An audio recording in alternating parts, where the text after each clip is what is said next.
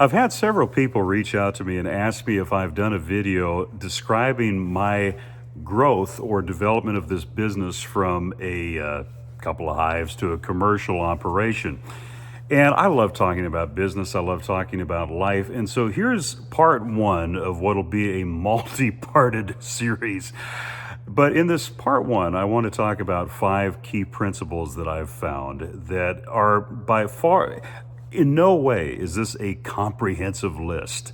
Anyone who's been in business any amount of time realizes how multifaceted it is and how complex it can be. But these 5 principles are core principles that, whether it's in business or whether it's in life, it can help you tremendously, and it's a great place to start.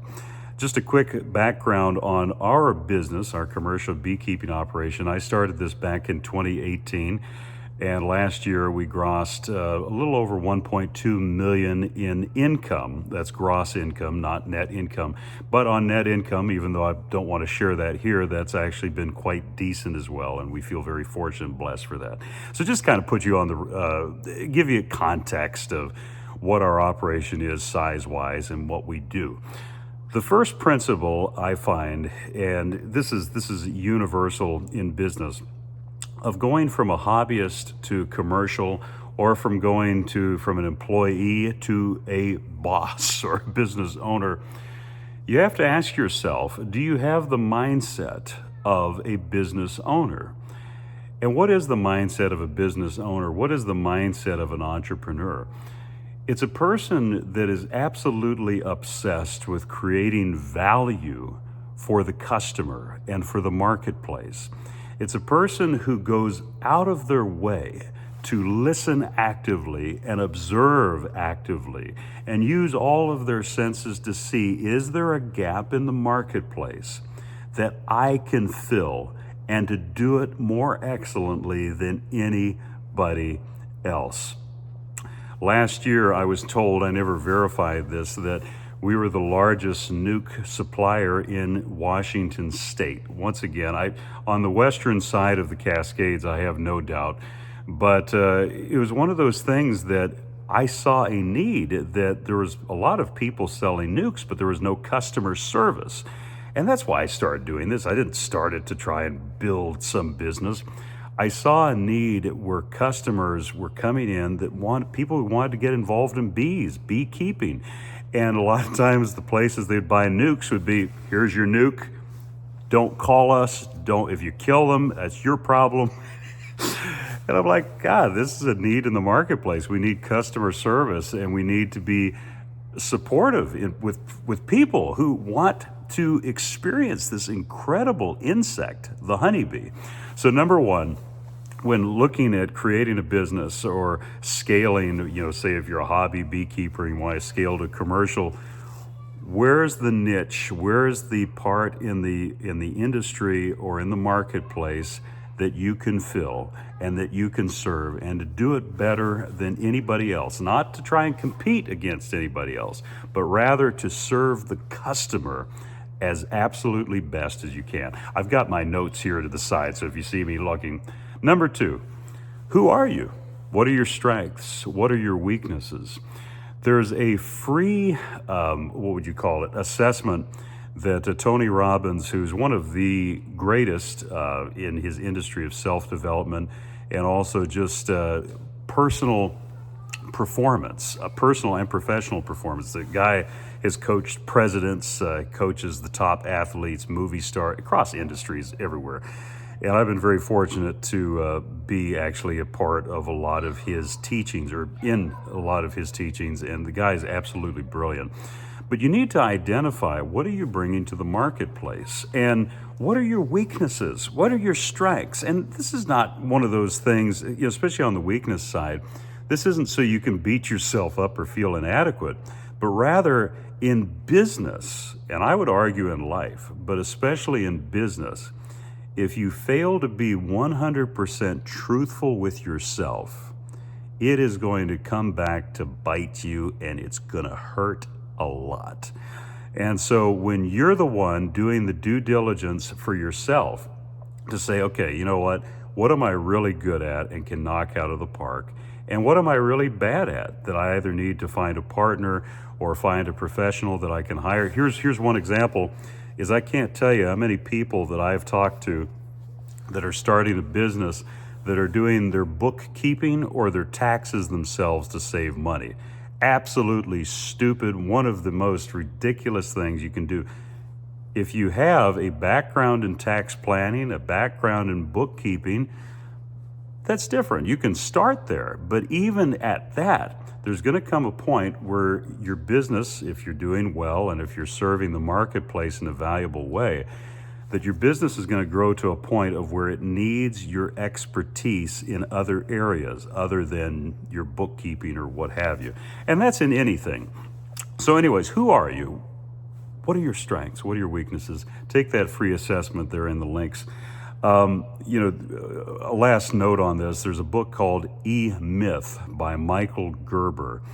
And I love one of the statements he makes in there is a key fatal assumption for people starting businesses is this, and I want to read it, so I'm going to glance to the side here.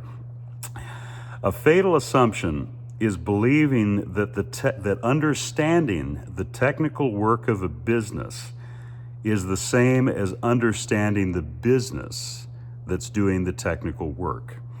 There's a lot of people who understand the artistry and the technical side of keeping a hive of bees, but they may not understand all of the structures and work that go into running a business around that. And so that's where you can have a person who's successful in keeping 20, 30, 50, 100, 200 hives and does it as a part-time gig on the side. But when they scale to that being their sole means of income or scale it to being a sizable business, just because they have technical skill on the operations of knowing how to handle the bees, that's obviously a key part of it, but that doesn't necessarily mean they're going to understand the business side of things, such as the financing, such as projecting cash flows, such as budgeting, such as finding excellent vendors to work with. Anyways, it's a whole list of things like that. So find out who you are, strengths and weaknesses. Don't let business slap you upside the head by not being proactive to do that yourself. Thirdly, what is your why? You need to go into starting any type of business, any type of venture with a large why. Why are you doing this? And if the why is something other than yourself, that's all the better. When you look at some of the greatest entrepreneurs such as Elon Musk or Walt Disney or Steve Jobs, these were people who, even though they may have had a strong sense or have a strong sense of who they are, I'm thinking more of Walt Disney and Steve Jobs. Elon Musk, you can't help but kind of love the guy. But even though they may have came across as having strong egos or strong presence of who they were driven by something much bigger than themselves. They had a vision of something they wanted to bring once again to the marketplace. They wanted to fulfill what they saw as an absence in the marketplace. They wanted to come in and transform people's lives, the customers' lives. And because they had that large why of what they wanted to do, they were able, and obviously in Elon Musk's situation, continues to be able to overcome insurmountable odds and difficulties in executing their business's goals and vision. So ask yourself, what is your why? And you know what? Sometimes our whys can be about us. Sometimes our whys can be, well, you know what? I want financial freedom. Or here's another one is that I just want to be my own boss. It's okay to be your own boss as long as you keep yourself to a higher standard than any other boss you've ever had, and that you continue to keep yourself at a standard that only you can set for yourself. Because I like what Michael Jordan one time said when he was asked why he's the greatest. And I'm kind of paraphrasing it, but the answer to it is that I'm not competing against anybody else. I'm competing against myself. And that's why I'm the greatest. And so if the reason you're wanting to go into business is to be your own boss, make sure you hold yourself to the standard that you know you can meet and achieve, and then obviously continue to never end on your improvement of that standard. Fourthly, what is your competitive advantage? Jack Welch was the CEO of General Electric and grew General Electric's market value from 14 billion, not bad to begin with, 14 billion to over 400 billion in 20 years. The guy knows a thing or two about scaling and building a business, to say the least, and he's got some incredible books if you want to check him out, Jack Welch. But one thing that he said, which I think is so key, is if you don't have a competitive advantage, don't compete. If you're wanting to scale into being a commercial beekeeping operation, once again, you have to ask yourself, what in the marketplace is missing, and what can I bring to it that is unique and able to meet a demand from customers that no one else is meeting, or in a way that no one else is meeting. If you don't have a competitive advantage, don't compete, because the game is too hard to get in it, i.e. having a business, creating a business, building a business. The game is too hard to get into just for the heck of it and just for fun. Fifth, I think this is 5, I don't know, I've lost count. Do you have a plan for personal and professional growth?